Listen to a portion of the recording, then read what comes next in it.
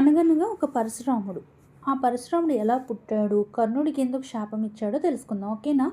ఈ ముగ్గు ముగించేలోపు స్టార్ట్‌లో చెప్పేస్తా. చిన్న టెంపరరీలో. ఓకేనా? అనగనగా ఒక గాంధీ. ఆ గాంధీకి ఒక కూతురు. ఆ కూతురు పేరు సత్యవతి. ఎంత అందగత్తె అంటే ఆ చుట్టుపక్కల ఉన్న ఆటల్లో ఆమె అందంగా ఉండేది. వినయంగా కూడా ఉండేది. అందువల్ల ఏంటంటే ఆ చుట్టుపక్కల ఉన్న వాళ్ళంతా ఆమెని చేసుకోవటానికి ఎగబడేవాళ్ళనమాట. ఆమెని ఎలా అయినా పెళ్లి చేసుకోవాలని. అంటే వినయంగా ఉంది, అందంగా ఉంది. కావాల్సిందేంటి? ఈ రెండే కదా! సో, అలా ఉండేసరికి అందరు రాజులు ముందుకొస్తారు పెళ్లి చేసుకుందామని. అయితే అందులో బ్రాహ్మణుడు కూడా ఒకడు ఇష్టపడతాడు. ఆ బ్రాహ్మణుడి పేరు రుచికి. అయితే వీళ్ళ నాన్నగారు బ్రాహ్మణుడికి ఇవ్వడానికి ఎలా ఇష్టపడతారు? ఆయన రాజు కదా! ఒక బ్రాహ్మణుడికి ఇస్తే వేదాంతాలు తప్ప ఇంకేమొస్తాయి? అందుకని ఆమెని కాపాడుకోగలడో లేదో అని చెప్పి ఒక పరీక్ష పెడతాడు. ఏంటి అంటే నాకు ఇవ్వడానికి నాకు ఎటువంటి ఇబ్బంది లేదు.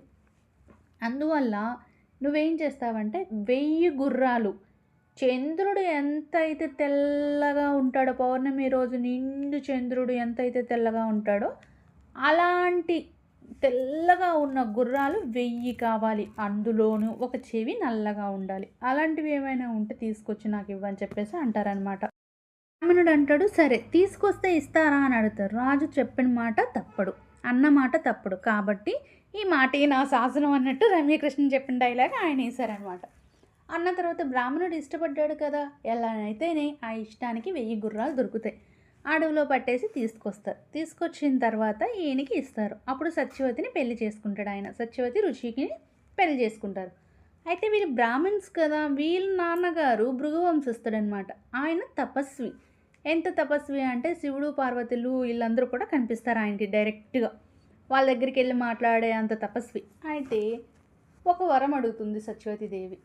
ఆయన వస్తారు, కాలికి అవి నీళ్లు పోసేసి కడగటం, వత్తటం, అట్లా పాదాలకి దండం పెట్టుకోవడం అలా చేసేసరికి ఆవిడ ఆల్రెడీ చాలా అందగత్తని చెప్పా, నెమ్మదస్తురాలని కూడా చెప్పాను. ఇంకా ఆయన మురిసిపోయి, ఇంత సేవ చేసావమ్మా, నువ్వు రానివన్న గర్వం కూడా లేకుండా నాకు ఇంత సేవ చేసావు కాబట్టి నీకు ఒక కోరిక కోరుకో, నేను తీరుస్తాను అంటాను. అయితే ఆవిడ కోరిక కోరుకుంటుంది. ఏమని? నన్ను నా తండ్రి, నేను ఒక్కటినే కూతుర్ని, నన్ను ఎప్పుడైతే నీ కొడుక్కిచ్చి పెళ్లి చేశారో అప్పుడే వాళ్ళ వంశం అంతా ఏమీ లేకుండా పోయింది. కొడుకు పుట్టాలని నా తల్లిదండ్రులు తీర్థయాత్రలకు వెళ్ళారు. తీర్థయాత్రలకు వెళ్ళిన వాళ్ళు కొడుకును కోరుకుంటున్నారు. ఆయనకు ఒక పుత్రుణ్ణి, నాకు ఒక పుత్రుణ్ణి ప్రసాదించండి అంటారు. సరే తదాస్తు అంటాడు ఆయన. అన్న తర్వాత 2 పాయస పాత్రలను తయారు చేస్తారు. తయారు చేసి ఆ పాయస పాత్ర నువ్వు తిను, ఈ పాయస పాత్రని మీ అమ్మగారికి. పొరపాటును కూడా మీ ఇద్దరు పాత్రల్ని మార్చుకోవద్దు. ఎందుకంటే బ్రాహ్మణుడి కడుపులో పుట్టాల్సిన వాడు బ్రాహ్మణుని కడుపులోనే పుట్టాలి. రాజు కడుపులో పుట్టవలసిన వాడు రాజు కడుపులోనే పుట్టాలి. ఒకవేళ తారుమారు అయ్యిందనుకో బ్రాహ్మణుడి కడుపులో చంపేవాడు పుడతాడు. ఎందుకంటే రాజు అంటేనే అధర్మం పట్ల ఎవరైతే ఉన్నారో వాళ్ళని చంపాలి. బ్రాహ్మణుడు అంటే ఏంటి? ఎంత చేసినా క్షమించేవాడై ఉండాలి. ఎంత ధర్మం వైపు లేకపోయినా వాడిని దేవుడే చూస్తాడో, వాడి కర్మ ఆడే అనుభవిస్తాడు అనుకునేవాడు బ్రాహ్మణుడు. రాజు ఏంటి? ఆ ధర్మం వైపు ఎవరైతే ఉంటారో వాళ్ళని శిక్షించడం రాజధర్మం. కాబట్టి మీ ఇద్దరు ఏమైనా పాత్రలు మార్చుకున్నారు అంటే మారిపోయాయో, మీ అమ్మగారికి ఇవ్వాల్సింది మీ అమ్మగారికి, నువ్వు తినాల్సింది నువ్వు తిను అని చెప్పేసి అంటారు ఆయన మామగారు. అనేసరికి ఇక పరమానందం, ఇద్దరు కొడుకులు వస్తున్నారు, మా నాన్న వంశం పెరుగుతుంది, నాకు ఒక కొడుకు వస్తున్నాడు, నాకు ఇంతకంటే అదృష్టం ఏంటి అని చెప్పేసి అనుకుంటుంది ఆమె. అనుకున్న ఆమె ఆ సంతోషంలో వాళ్ళ అమ్మేమో తీర్థయాత్రలకు వెళ్ళి తిరిగి వస్తుంది. అమ్మ మా మామగారు 2 పాత్రలు ఇచ్చారు, నీకోటి నాకోటి ఇచ్చారు, తింటే పిల్లలు పుడతారంట, గర్భదోషం ఏమున్నా పోతుందంట అని చెప్పేసి పాత్రలను ఇస్తుంది. ఆ పాత్రలని ఇచ్చినప్పుడు ఆయన ఏం చెప్తాడంటే, నువ్వెళ్ళి మేడి చెట్టుకి కౌగిలించుకో, ఆమె వెళ్ళి రావి చెట్టుకి కౌగిలించుకోవాలి ఆ పాత్రలు తినేసిన తర్వాత. అప్పుడు మీ గర్భదోషం ఏదైతే ఉంటుందో ఆ దోషం అనేది పోతుందని చెప్పేసి. ఆయన తపస్వి కదా, ఈ తపస్సు అంటే శివుడికి ఉన్న జ్ఞానం కొంచెంలో కొంచెం ఉంటుందన్నమాట. ఆయన జ్ఞానాన్ని ప్రసాదించాడు కాబట్టి ఇవి ఆయనకి చెప్పగలిగే ఇది ఉంది, జ్ఞానం ఉంది. ఆ జ్ఞానం ఉండటం వల్ల మీరు ఇలా చేయండి అమ్మ అని చెప్పేసి అంటే ఆమె ఏం చేస్తుంది? ఈమె పాత్ర ఆమెకి, ఆమె పాత్ర ఈమెకి. ఏ భ్రమలో ఉందో తింగర్ది, మర్చిపోయి పాత్రలు మార్చేస్తుంది. ఇక మార్చేసిన తర్వాత ఇక చూడు, ఈమె కడుపులో మహా తేజస్వి అయిన బలవంతుడుగా ఉన్న రాజు పెరుగుతాడు ఈమె కడుపులో. ఆమె కడుపులో వేదాలు చదివేవాడు అయ్యి ఉన్నవాడు ఉంటాడు కదా, వేదాలు ఈ బ్రాహ్మిన్స్కి వచ్చేవి, అందులో ఆయన వేదాలు చదువుకుని వచ్చేటట్టు లోకమంతా తెలిసేటటువంటి బ్రాహ్మణుడు పెరుగుతున్నాడు వాళ్ళ అమ్మ కడుపులో. రాజు కడుపులో బ్రాహ్మణుడు పుడితే ఏం చేస్తాడు, అవి వేదాలు చదివినా కూడా వ్యర్థమే కదా. అలా ఆమె కడుపులో అలా పుడతారు. అయితే వీళ్ళు మామగారు వెళ్ళిన వాళ్ళు చుట్టరకం కదా, మళ్ళీ రాకుండా ఉంటారా మామగారంటే? వస్తారు. స్వామి నాకు తెలియకుండానే పాత్రలు మారిపోయినాయి. ఇప్పుడు మా అమ్మ కడుపులో అలా బ్రాహ్మణుడు పెరుగుతున్నాడు, నా కడుపులో రాజు పెరుగుతున్నాడు. ఇప్పుడు నేను ఏం చేయను? ఎంతో ఇష్టపడి చేసుకున్న నా భర్తకి నేను ఒక హింసించే రాజుని కంటున్నాను అని చెప్పగలనా?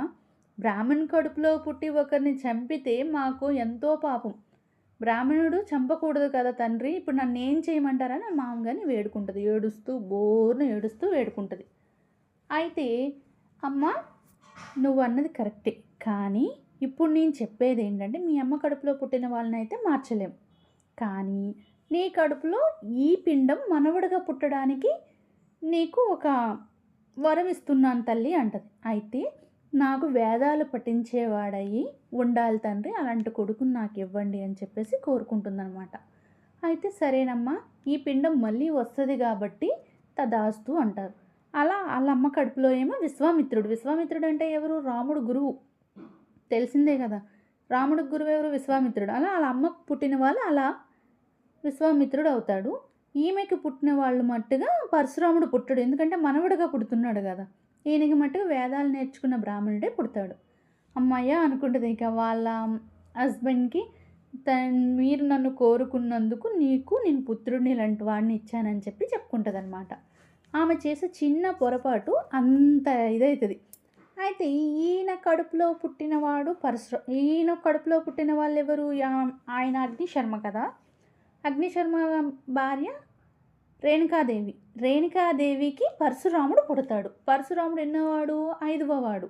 5వ వాడైతే రేణుకాదేవి ఒకరోజు సరస్సుకు వెళ్తుంది. ఆ సరస్సులో ఒక ఆయన స్నానం చేస్తూ ఉంటాడు, ఆడవాళ్ళతో స్నానం చేస్తూ ఉంటే ఎంత తేజస్సుగా ఉన్నాడు, ఎంత బాగున్నాడు అని చెప్పేసి అక్కడే ఉండిపోతే నీళ్ళకి వెళ్ళిన ఆమె ఇంకా రాలేదేంటా అని అగ్నిశర్మ చూసేసరికి ఆవిడేమో ఆయన్ని స్నానం చేస్తూ ఉంటే చూస్తూ ఉంటుంది కదా, అంత అందంగా ఉన్నాడేంటి అని మనసులో అనుకుంటుందంట. అంతే, అంతకుమించి ఎంతో తేజస్విగా ఉన్నారు, ఇంత అందంగా ఉన్నారు ఏంటి అనుకుంటూ తిరిగి వస్తున్న ఆ రేణుకాదేవిని ఈయన నువ్వు మనసుతో వ్యభిచారం చేసావు కాబట్టి నిన్ను నరికేమని పిల్లలు చెప్తానని చెప్పి 5గురు పిల్లల్ని పిలుస్తారంట. పెద్ద కొడుకుని అడుగుతాడు, అరే మీ అమ్మని చంపేరా అంటే, నేను చంపలేను, జన్మనిచ్చిన తల్లిని నేను చంపలేనని నలుగురు అంటారు. కానీ పరశురాముడు ఏం చేస్తాడు? తండ్రి మాట జవదాటకుండా ఉండాలి అని చెప్పేసి వాళ్ళ అమ్మని చంపేస్తాడు.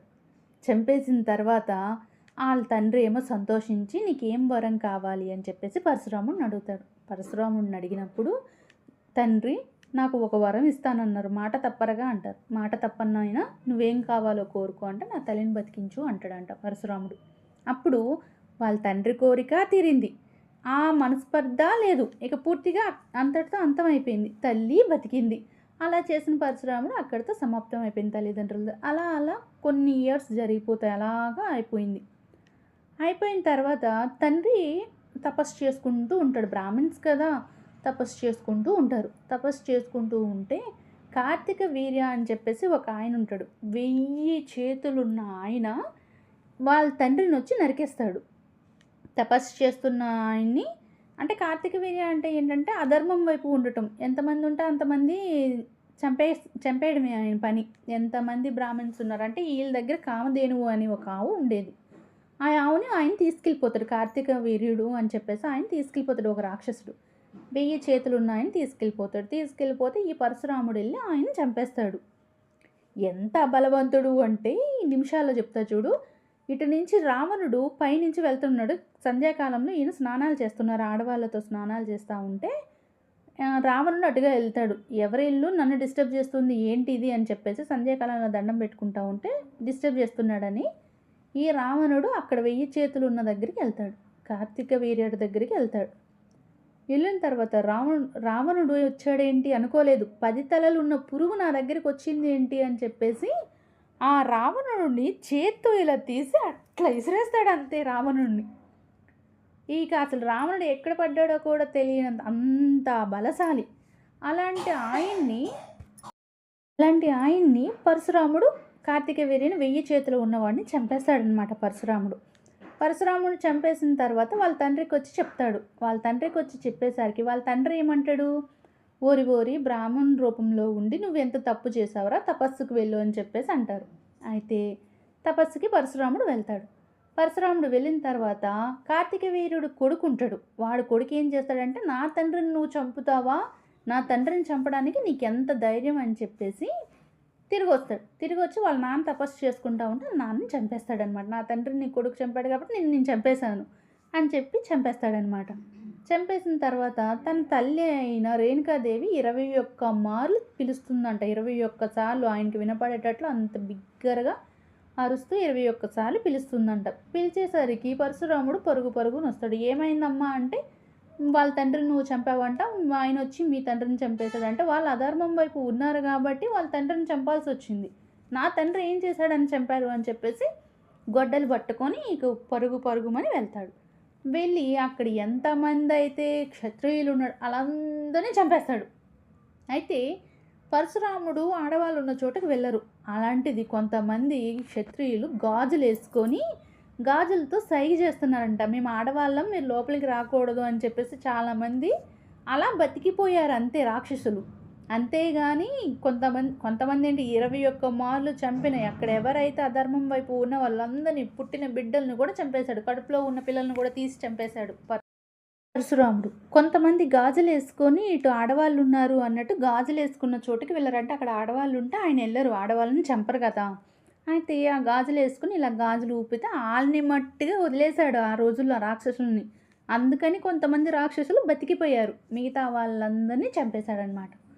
చంపేసిన తర్వాత కొన్నాళ్ళు అలాగే 21 మార్లు తిరుగుతూనే ఉన్నాడు. ఎప్పుడు ఆయన కూర్చున్నది లేదు. పరశురాముడికి అదొక శాపం అంతే, నువ్వు 21 మార్లు తిరగాల్సిందే అని శివుడు ఆజ్ఞ.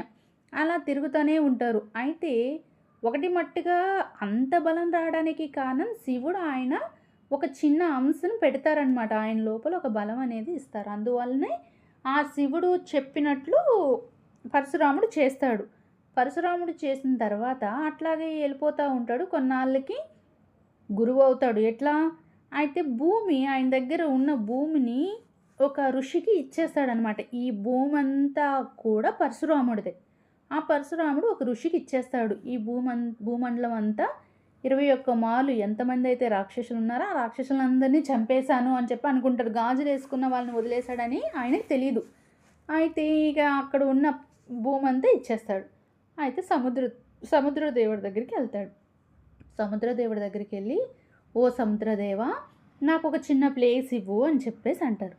ఓరి నాయను, నువ్వు వచ్చావేంట్రో, నీకు నేను ప్లేస్ ఇవ్వడం ఏంట్రో అని మనసులో అనుకొని, ఇంత ఇవ్వనా అని అడిగితే నీకెంత గర్వం, ఇంతే ఇస్తావా అంటారేమోనని చెప్పేసి సముద్రదేవుడు మనసులోనే అనుకుంటాడు.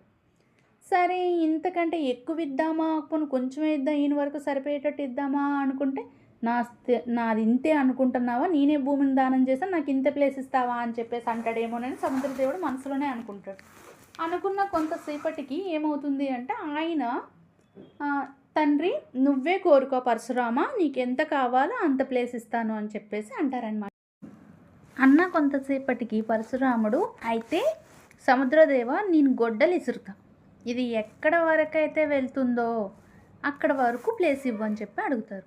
సరే స్వామి అని చెప్పేసి, అసలే కోపిష్ఠుడు, సరే అన్నా కూడా ఏమంటాడో అదో భయం. ఇక ఎట్లా అయితే సముద్రదేవుడు శాంతించి ఆ గొడ్డలు ఎక్కడి వరకు అయితే పడిందో అక్కడ వరకు ఉండి సముద్రం వెనక్కి వెళ్ళిపోతుంది. ఆ సముద్రంలోనే ఇల్లులు కట్టుకుంటాడు అనమాట. అంటే స్థిరం లేనిదనమాట ప్లేసు. ఎప్పుడైతే సముద్రం దగ్గర మనం ఇల్లులు కట్టామో స్థిరం కాదు, ఎప్పుడు ముంచుకెళ్ళిపోద్దో ఎప్పుడు ఏమవుతుందో తెలీదు. అలా పరశురాముడు కేరళలో ఉంటారు. ఆ కేరళనే పరశురాముడు పెట్టిందనమాట. మరి కర్ణుడు ఎలా వచ్చాడో, కర్ణుడికి ఎందుకు ఈయన శాపం ఇచ్చాడో నెక్స్ట్ ముగ్గులో తెలుసుకుందాం. సరేనా? ఎవరికైనా కావాలంటే కామెంట్